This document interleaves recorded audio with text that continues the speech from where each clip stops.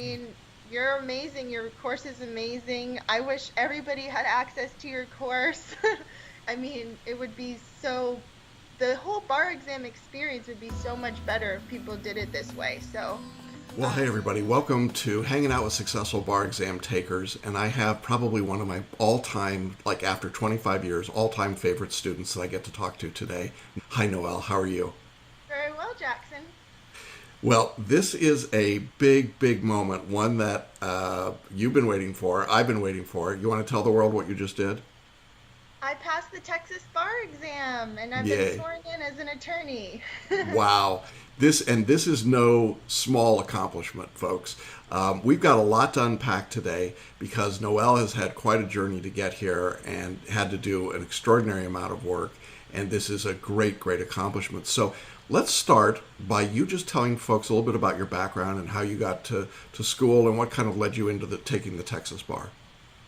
Yeah, so well, after graduating from college, I wasn't really sure what I wanted to do next. I was either going to do something in education. I knew I really cared about education, so I was either going to do education law or education psychology. I wasn't really sure, and I thought I really care about social justice issues, so maybe I should go the law route. And so I applied to law school, and I got into law school and I went to American University and I had a wonderful experience there, and I got a chance to work in the Disability Rights Law Clinic and got to work on special education issues there. And after law school, I got married right away, and we had been dating for a long time, and that was wonderful. The timing was right in terms of that, but I'm not sure the timing was right in terms of taking the bar exam.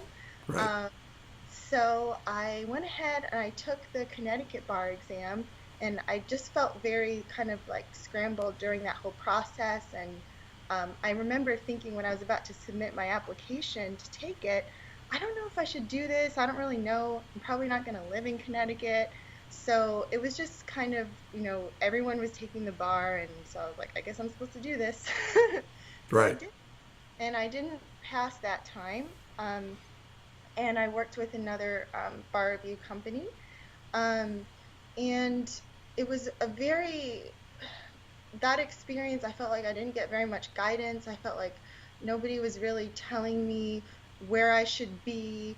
It seemed like my assignments were very cumbersome. I was trying to create my own outlines after reading their outlines and making flashcards, and I was just doing a lot, and it just seemed like there just wasn't enough time to do it all. And I remember asking for advice, and no one was really able to give me much advice. Eventually, someone sent me their outline, and I guess I was supposed to study that, but it didn't really mean that much to me because I didn't create it. And anyway, so that was that experience. Yeah. And um, then I moved to Texas, and I waited about a year. And took the Texas bar exam with another bar review company that I thought would be better because they said you could study on your own schedule. It was supposed to be tailored to you because you could study on your own schedule. That was helpful, but I still didn't get very much personal guidance. I spoke to someone on the phone a couple of times who sounded like they were also a recent law school graduate, and they didn't really have anything particular to tell me about what was going on with my studies. And they just said, keep going. I know it doesn't seem like you have a lot of time, but you do, and very general statements like that. So I did my best. I did the best I could, and I felt pretty good about the test that time. Um, but I ultimately didn't pass that time. So and before I found out I didn't pass, I had been surfing the web on Facebook, and I came across a Celebration Bar Review seminar and thought it sounded really interesting. So I listened to it, and Jackson was talking about various techniques and methods that he could use to help people pass the bar exam who hadn't been successful with traditional methods or regular methods that most people use. And it sounded really unique and interesting. He talked about knowing instead of memorizing, and he talked about different resources that he had. There were something called paraliminals, there was something called photo reading. There were all these different resources that I had never heard about. So I decided I would keep that in my back pocket. I actually watched that before I knew my results. And so I just thought, at least I know that if something happens and I don't pass, right away I can get plugged into this resource. So I have it in my back pocket. So I ultimately needed it. And the very next day, I think after I found out my negative results that time, I made an appointment with Jackson and we just kind of went from there. Yeah, and And I remember when we first talked, and the sort of the two things happening. One was the enormous disappointment that you had failed, obviously, but also this really strong-willed determination that you could pass, that you knew in your heart of hearts you were capable of doing this. Now, you had some accommodations that you had to get and some challenges. You went to a pretty good undergraduate school, Princeton, wasn't it? Yeah. yeah, So we know you're a really smart person, but at the same time, some of those time limits were really difficult for you, weren't they, on the bar? And so there was a whole yeah, series of actually, things. Yeah. yeah. So, actually, the first time I took the bar exam, I didn't even finish it at all. I was rushing. I was like, okay, I just got to fill in these boxes. I just can't Yeah. get through all these questions. I struggled to read through the whole question, especially some of the longer ones. I was wondering how people possibly get through this material in the time allotted, and actually at that time I did have extra time too, but I had never struggled with finishing tests like that in my life. Like, Yeah. it was very strange. So I didn't really know what to do because I hadn't had that issue before. I mean, I'd always had extended time. I was diagnosed with dyslexia from a young age, and so I had accommodations and different resources, and they'd always worked. Yeah. Yeah. So I was very kind of confused about why Right. this wasn't happening. Yeah, and I wanted to talk about that because it helped form the approach that we took. When you came to me, one of the things that we did was to get you involved with photo reading, and I want you to talk about that in just a moment. But the other thing that I want to just point out, you took the Texas bar with us, and I know you've got a lot to say about that in terms of the first try, and you came up short. But instead of giving up, what you did was you put your head back down. We continued to build from that higher base that you developed. And it just took us a little longer to get you there so that you were able to pass. Is that a fair statement? That it was Yes. a longer road, but we were on the same path the whole time. Yes, and I was able to adjust some things. I was able to enhance how I was applying the different resources like photo reading, and I was able to talk to other students like Andrew DeMasters.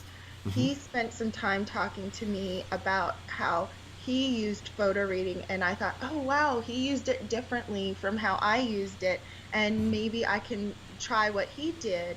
And I did, and I incorporated it. So what I did was I photo read more regularly and more frequently.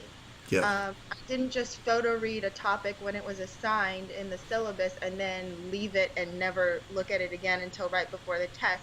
I was constantly bringing out the books and photo reading, and it was kind of like a refresher. It was all getting into my mind, but without having to spend hours and hours. Yeah. For those in our audience who aren't familiar with photo reading, can you describe it for them quickly? Yeah, so photo reading is you pick up the book and there's several steps of it, but the most important one is called photo flipping. And you just flip through the pages.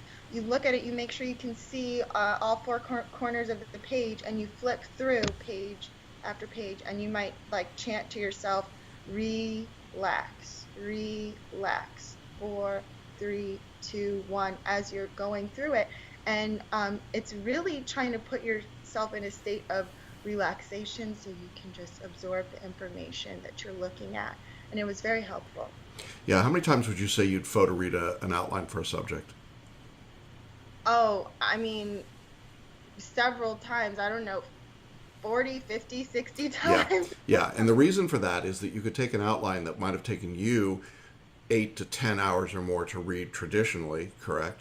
you were photo reading it in about what, 15 or 20 minutes, right? Hmm. So Yeah. the value of Less than that. I accumulated mean, I readings, was reading yeah. I could do a whole outline if it was a long outline in like Hmm. 3 to 5 minutes, but Okay. some of them were shorter, so it would be much shorter than that Even too. that. Okay. Yeah. And so photo reading was a big part of what you did, but another big part of what you did, and we're going to come back to your story. I'm just sort of wandering around here. Yeah. A big part of what you did, particularly the second time around, was mind mapping, right? Can you talk a little bit about mind mapping? Yes. Mind mapping was amazing. So I really incorporated that into my studies the second time. The first time you introduced it to me, but I didn't really get very familiar or comfortable with it. It felt like Right. more of a drain, and I was more caught up in figuring out the right way to do it, and it was taking me a long time. And so I ended up not using it really the first time. The second time I went to boot camp. Yeah. I remember I had one or two conferences with you before boot camp, and you had said you wanted me to do mind mapping, and I thought, well, I tried that before, and I really didn't like it, and it just didn't work for me. So I'm like, I was feeling overwhelmed, to be honest. And then you told me that in boot camp I would be getting more instruction in mind mapping, and so I thought, okay, well, maybe after the boot camp, this will be something that I do, but I was still kind of, I don't know, I didn't really know if it would work. So, but I did try it at boot camp. I gained a lot of confidence in my mind mapping at boot camp, and I ended up incorporating it fully into my studies for every single subject. So I would mind map after I had photo read an outline. I would do a general broad mind map. And then as I did practice questions, I would mind map them whether I was correct or incorrect. And then as I started to get more and more correct, I would just mind map the incorrect answers so that I would know the correct law, you know? And you So. told me that you would read your mind maps to your husband, right?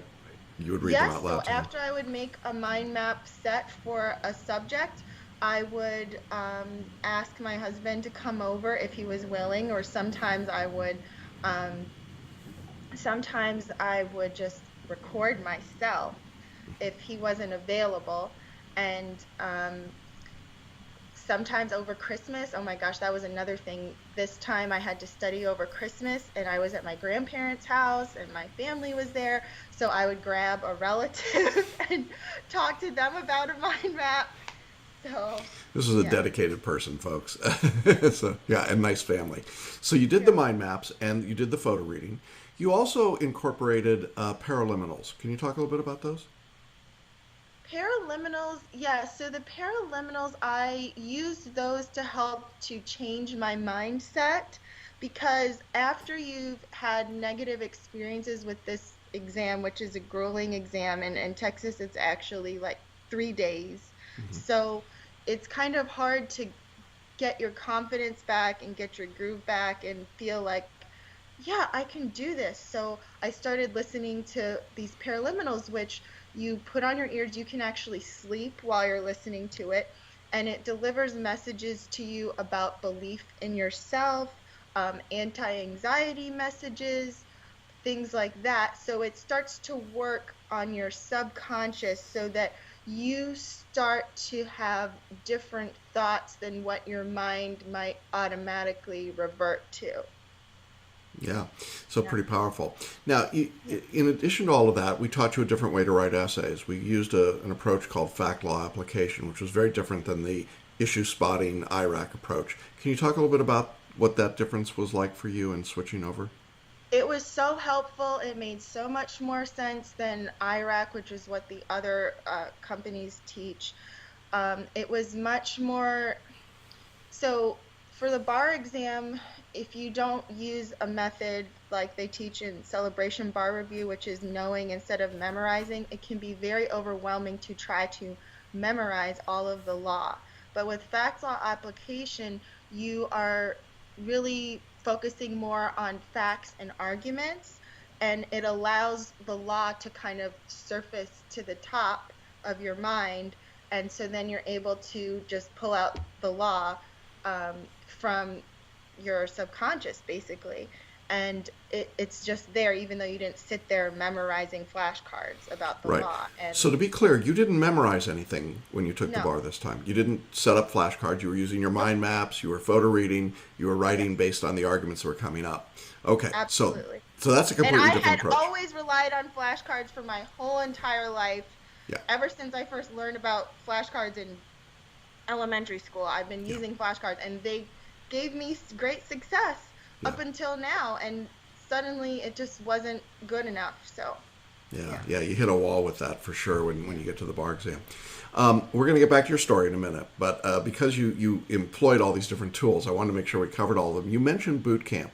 Boot camp was a live 2 day training that we do periodically, and you were able to attend that. Can you tell people a little bit about what that experience was like, if what it meant for you? It was a amazing experience. Let me tell you. Okay, boot camp.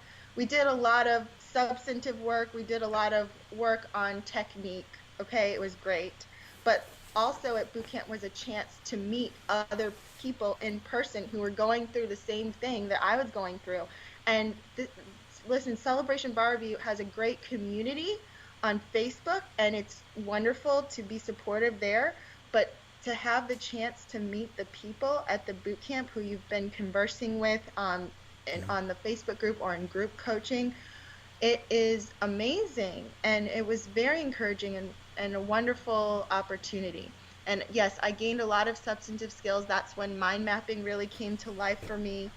And I was able to confirm that my plan with the photo reading that I actually discussed with Andrew DeMasters was a good one at that boot camp. So, and I was yeah, able to write essays there. And, Jackson was telling me, I see what you're doing. You're doing good work. You're working hard. You're on the right track. You can do this. And so, yeah. yeah. For me, it's a lot of fun because I get to actually meet students live and in person, and that's like the best. Yeah. But then in your case, it was great for me to be able to see how you were actually working, be able to look over your shoulder and see what you were doing, and see that it was coming together. Because I think for you, a big part of the challenge was just coming to believe in yourself enough that you really could do it. When you've had success all your life and then you hit the wall of the bar exam, it's pretty demoralizing, isn't it? Yeah, it is. It is. It can be very demoralizing. Especially something, I've worked so hard, I've invested so much in it, and I have this dream of becoming a special education attorney, and I needed to do this. It was this hurdle that I had to overcome in order to achieve my goal. So Yeah, and I know that you felt like your life was on hold while all this was happening, which was very it challenging. definitely did. Yeah, for Yeah, sure. yeah. So you're studying along. You take the Texas bar with us the first time in a fairly short period of time, and you made some improvements, but you didn't get quite over the hump. So we recalibrated, as you said. You talked to one of our former students, Andrew, and one of the great things about our course, I think, is that we have all of these folks that have been formerly in the course and successful who stay to help and mentor. I know you're already doing that for other people, which is so awesome. And so you kind of got yourself refocused, and you were in our premium course. So you and I were talking pretty frequently. I mean, we did probably between the two sessions, we did probably something like 30 to 40 conferences, right, to talk about your work. And you just kept pounding away and pounding away and pounding away.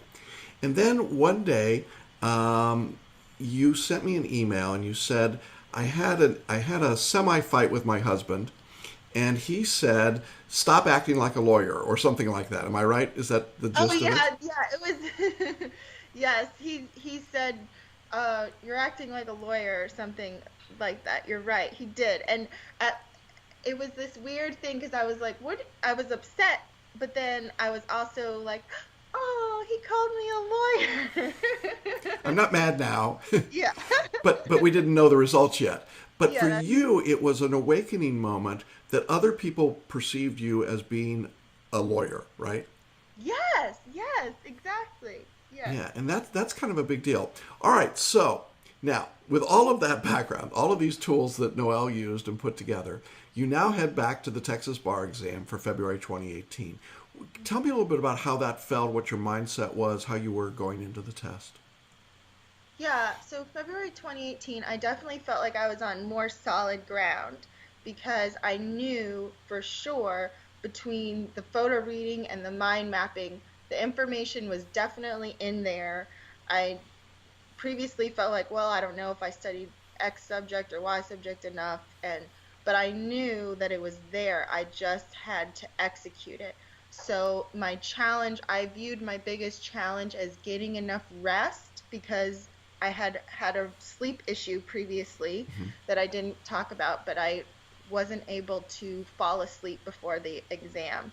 Right. So I was just like really excited. It wasn't so much nerves, but it was excitement. So I'm thinking like, how am I going to calm myself down? And so I did several things to help myself with sleep. Um, Over the course of months, like I had been working on this as well, like developing a bedtime routine. Um, and um, it was very helpful. So I was able to sleep That before helps. this. Yeah. And so I had that, and then I felt like I was more prepared than ever in terms of substantive foundation. I knew the information was there, and I felt kind of sober, but I did have a little bit of nerves. Hmm. I did, but it was a good feeling going into the exam. Jackson had me dress up for the test, which I didn't want to do, but I thought, okay, I'll finally do it. And I did get some questions about it when I was going to sit down, like, oh, wow, you dressed up for this test. And I was like, yes, my mentor told me to dress up. So I did. Yeah, and the idea is simply you I come into blamed it work. on you. Yeah, that's okay. Throw me under the bus. But I think it's pretty cool. But that's probably nothing compared to when you started photo reading on the exam, right? Yeah, so I used photo reading during the exam. Yeah. Now, I mean, I did ultimately slow down. There's different steps that Yeah. you take, but you start out with the photo flipping Hmm. through the test, Hmm. and then you do read through each question regularly. Yeah. Um, and but the thing is, you go through the questions more quickly. The photo reading, and also um, picking answers intuitively using the intuitive method causes you to just read the question prompt and pick an answer. That's it. You don't spend a lot of time deliberating which one is it? Is I don't know. And you sit there and meanwhile time is going by. No, you just read it and then you pick and you move on to the next one and you don't go back and change your answers. And So how long did it take you to do 100 questions on the MBE? well, um, I don't remember the exact time, but I know for sure that the first for the morning session I finished 55 minutes early. The afternoon session I slowed down a little bit. I think I was tired, even though I was able, since I finished 55 minutes early, I was able to take a 30-minute nap and have a relaxing lunch. Um, I only finished 15 minutes early the second time, but like, look, I started this process not being able to finish this test at all. So that was a very big improvement. Yeah, I would say for somebody with dyslexia that you could finish a section in 15 minutes early, much less 55 minutes early, Yeah. is remarkable. And you passed the multi-state, huh? Yeah. Yeah. So there you go. All right. So what about the essay writing? I mean, it's a long day. It's the third day of the Texas exam. You got 12 essays. It's like, oh my gosh, these crazy people. 30 minutes each. You had, but for you, it was a little bit longer day because of the accommodation.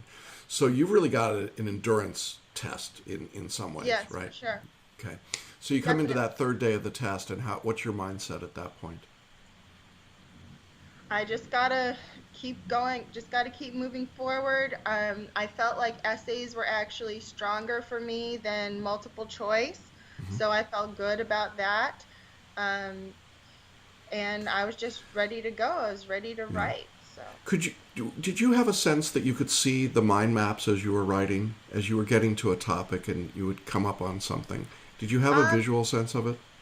I don't think while I was taking the test, but I remember during my studies having moments of thinking back to specific mind map and just kind of seeing how it branched off Okay. and that helping me. So Right. I know I had done that process and it was there, but I didn't so much visualize the mind maps during the test itself. Okay, so during the writing itself, you're making arguments, and then the law is just coming to you, right? You're just typing Yeah, what you think the law would have to be. right. So when the test was all done, and you've got this very long waiting period, what was that like, waiting for results to come? It's very hard. It was so hard. It's harder than the study process because you can't really do anything more. There's nothing more you can do. I at one point, I know you're not going to like this, Jackson, but I took a couple weeks off from studying, and then I said, let me take 20 minutes every morning, 30 minutes, 40 minutes, and just do some photo reading and do a couple of questions. And I think I Just in did that case. for 2 or 3 weeks, and Yeah. I think I only got 2 or 3 questions wrong during Yeah. the span of that whole 2 or 3 weeks. So I was like, you know what? I think if I was performing at this level on the test, I was probably okay. So Right. Right. um, that was a confidence booster. And then I think I had some relatives visit me, and my schedule got thrown off, and I was like, Jackson wouldn't want me studying anyway. I'm just Yeah. gonna wait for my test results now. I felt good about it. So Yeah. And I felt very confident that you were going to pass. You'd worked hard, you'd put in the effort. Your mind maps were absolutely spectacular. We used them as examples in some other webinars that we did. They were just that good. And the growth that I had seen from when you and I first met and we talked, and you were so frustrated and so scared and just sort of bewildered by the whole process, from that person to this very confident, talented, and just sort of secure in herself person going to the exam, which is why I wanted to ask about the test itself, because it was such a marked change. And I thought, wow, she's really got it. Well, results day comes. As always, Texas says they're going to release on one date and then they release early. Don't ask why, I don't know. But in any event, so my spidey sense said results are coming out, and lo and behold, they come out. Can you tell us how you found out about your results? well, normally I find out at the end of the day because I just ignore my emails and everything for the whole day. I think results are coming out. But this day, I decided to check my mail while I was still in bed. Before I got out of bed, I was like, okay, well, what if it's negative? Then I have to go through work all day. But what if it's positive? So I just checked my phone email, and I got one email from the Texas Board of Law Examiners, and I thought, okay, this is different. In the past, I've gotten 2 emails from them on results day. So I said, okay, maybe this is good. So I pulled out my computer, and my computer took forever to boot up, and it kind of like, you know, kind of saturated the moment because I was like getting excited, and then I'm like, oh gosh. So then I finally, everything pulled up. I was able to log into the website, and it said, congratulations, you passed. And then I was excited, and my husband's excited. We're crying, we're very happy. And I have to call my relatives before work, and it was just very exciting. I'm glad I did it that way. Yeah, isn't that awesome? It's a great, I mean, it's a great, great experience. And, and now you're sworn in, you're a member of the Texas Bar, which has just got to be like amazing feeling to Feels have, right? great. Yeah, absolutely, absolutely. Yeah. If I didn't go through this struggle, I don't know if I would appreciate it as much because I just went to law school and, I knew what I wanted to do, but, I always pretty much, accomplished what I set out to accomplish. So, I had done my undergraduate degree and then I did a master's degree and I just kind of did those things. And I'm like, okay, now I'm going to go to law school. And then I had this struggle and people in law school were talking about, oh yeah, you're going to be an attorney. And I'm thinking, I really don't care about titles. Like, I don't. Whatever. Okay, yeah, I'll be an attorney. Fine. But now I really appreciate it because I went through so much to just pass this test Yeah. that I really feel proud of it now. And I don't think I would if I didn't go through this struggle. Yeah, and just to put a fine point on it, the pass rate for repeat bar takers in Texas in February was somewhere like 15 to 20%. The overall pass rate for the exam was well under 50%. So you beat all of the odds. I mean, at every level, you beat the odds. And that is an extraordinary accomplishment. I mean, in a time when pass rates are falling like a rock, you swam against the tide. Now, I know that there are going to be, and congratulations for that, for sure. Thank I know you. that there are going to be a lot of people watching and listening who are going to be saying, well, I'm kind of in that same position. I mean, you only get a few tries at the Texas bar, so you had that pressure working as well. But regardless of what state you're sitting in, if you failed the exam, it's pretty frustrating, and that's to put it mildly. What advice would you give somebody who's in that position right now? They've taken the bar maybe more than once, they've failed, and they're really frustrated about what to do next. What would you say to them? I would say make sure that you really want to do it because it's not something you want to put yourself through if you're not sure. It's a lot of work. But Yeah, if you decide that you really want to do it and you're determined to do it, you believe in yourself, you have to, I mean, I was very feeling discouraged, but I did know that ultimately I could do this. So you want to have some level of confidence, like if I get the right tools, I should be able to do this. There's no reason why I can't. If you feel that way, then you should find a resource that will provide you the type of instruction, and maybe it's a different type of instruction than what you've used in the past, and really do it all out and trust the person who's giving you those instructions. I would recommend Celebration Bar Review because they do things completely differently. They're not focusing on traditional memorization. They're focusing on your intuition and using that to get you through this exam. And it's so much information that I really do think that it's the best way to get through the exam. It's not as stressful. There is some stress, but it's not as stressful as the other method, which is traditional memorization. yeah.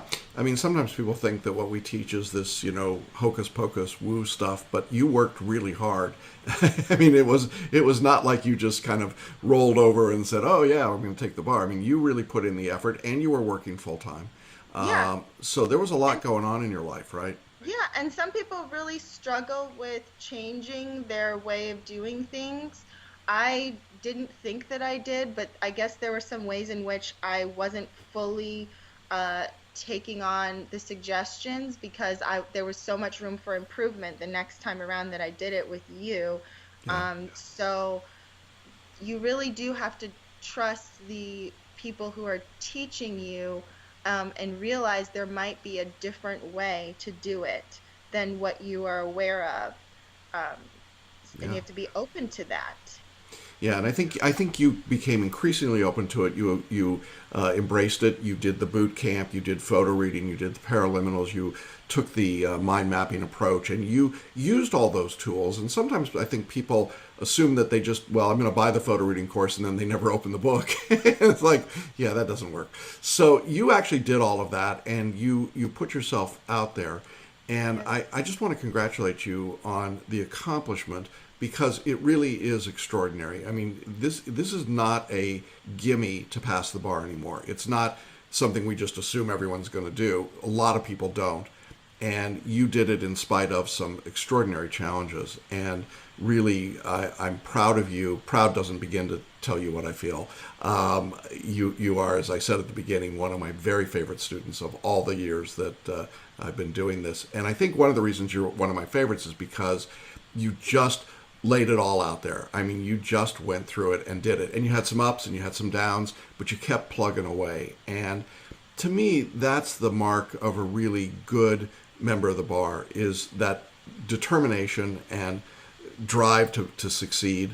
You're going to be that way for your clients. I know that in special education law, where you've got clients who desperately need your help and who the system doesn't particularly care for in this particular world, need good advocates. So you're going to be a great advocate. And I'm very excited to see what happens there. I'm really excited that you're sticking around to help our students in our Facebook group and in the group coaching calls and all. I've already heard from people that have said that you've reached out, and so we appreciate that a great deal. Yeah, It means of a lot to course. It's folks. my pleasure. It's my Yeah, joy, and I definitely want to be encouragement to others. So, yeah. yeah, I love it. That's great. Well, any final comments that you've got for folks? I know this interview is going to really resonate with a lot of people. They're going to be like, "Yeah, what she did, that's what I want to do." Yeah. Well, just a couple other things that were really important to me. I had so much support in terms of family and friends who've been Yeah. diligently praying for me and encouraging me along the way, and I've appreciated it so, so much. And I think one of the things that allowed me to be quote unquote teachable is I was a figure skater growing up, and so Mhm. I had the experience of being coached and having kind of like tough love, and Yeah. so that helped me to get Are you through saying this I was hard tough. on you? Wait a minute. Are you saying I was hard on you? A little bit. You were not hard on me, but you do give some criticism. You're honest, and so I was more able to take the constructive criticism maybe than some other people might Yeah, be you were who, definitely coachable. Yeah. yeah. Yeah. Okay. Good. So, Yeah. So that's good. Yeah. Anything else? I couldn't let that go unremarked. um, no, that's Okay. it. I'm very appreciative to Jackson and to everyone at Celebration Bar Review. I'm appreciative to my Heavenly Father, the Lord, who I believe directed me to you all, because Hmm. that's what I needed. And Yeah. I think He knows all of my needs. So, yeah. Yeah. Yeah. And I think your faith was a big, big part of this. It made you coachable and teachable, but it also gave you the encouragement and the understanding and the wisdom to know that it would be not in your time necessarily, but there was a plan for your life. And we're starting to see that plan unfold. So that's exciting. I have to say, I'm going to miss our conversations. You and I had a lot of calls. Uh, I know. it's kind of sad. But I look forward to other opportunities and other chances. I know you're coming to Orlando soon. Uh, Yes. Although I heard you're going to Universal, not Disney. So I I don't know. love Harry Potter. I love Harry Potter World, so I have to go there. Yeah, it's pretty awesome. It is pretty cool. You got to take the train between the two parks. It's yeah, it's an amazing experience. So, but congratulations! It's just awesome to see what you've done and what you're going to do, and I so much appreciate you coming on and sharing your story. I know it will be encouraging to so many people, and it will give them the hope and the belief that they can do it. And so, we're very grateful for that. So. Thank you for the opportunity to share, and thank you for helping me with this hurdle in my life. So, yeah. It's been our pleasure. We're glad to give you your life back. So, Yeah. with that, folks, we're going to sign off for now. We'll see you again on another episode. And for this episode, we're going to say bye bye. Take care.